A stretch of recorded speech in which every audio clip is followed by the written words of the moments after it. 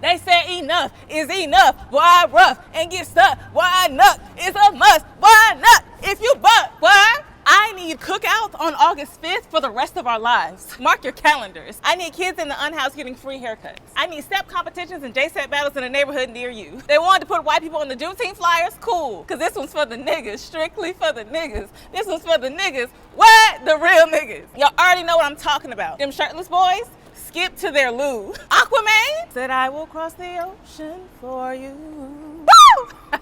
And calling that boy Scuba Gooding Jr. is nuts, and somebody need to tear your ass up. I personally favor calling it the Ballad of Montgomery, and let me tell you why. Number one, let's talk about the dock that man worked on. Emphasis on worked. That black man labored for a commercial company derived from the ancestral grounds where black people were commercially traded on the Alabama River. The staff on that steamboat labored on a vessel that literally carried enslaved people and dropped them off at said dock to be sold and separated from their families. Oh, but the violence. What Chris Tucker say? I don't give a fuck.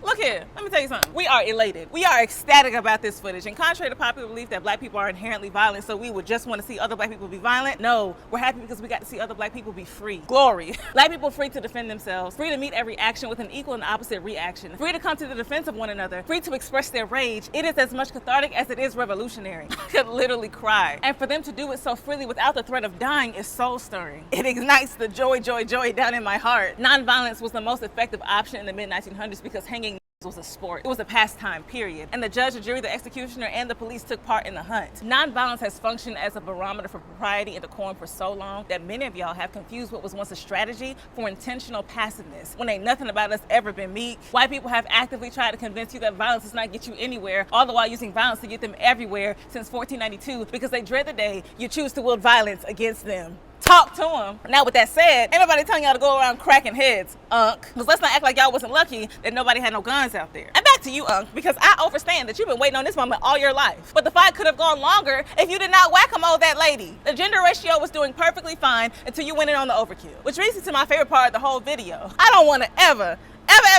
hear y'all talk about black women don't support black men ever again. Because not only did my sisters get a few minks on them white boys, but they kindly peeled every single white woman off of y'all and took the miscreants to task so y'all didn't have to put your hands on no ladies. And here's the thing, if you missed it, the reason why so many people flocked to the hat signal, why old boy crossed the ocean for us, was not just so they could get a few licks in on this gloriously historic day. It was because if nobody jumped in, those 4 white men would have killed that security guard and or severely hospitalized that man, leaving his life and the people in his life severely impacted. And this is what we mean when we say Black Lives Matter. The entitlement of white people has been so pervasive that black Americans have had to choose to play small. They have had to choose to turn the other cheek, have had to choose to reverse the natural flow of outrage for survival, storing it in the pits of their stomachs, compartmentalizing in the most fragile parts of their brains, so when it does leak out, it usually never makes it to the people, the channels, the institutions that deserve their rage, but hits oh so wrongly on the people that surround them. And even then, choosing to play small doesn't always save them. Now I know this event will do nothing but embolden the good old boys in the small towns around the lynching sites with Jason Aldean that would have wanted to kill us anyway, but hopefully it'll knock some sense into the Karens and Kevins that never really wanted to smoke in the first place. Because what Stokely Carmichael say?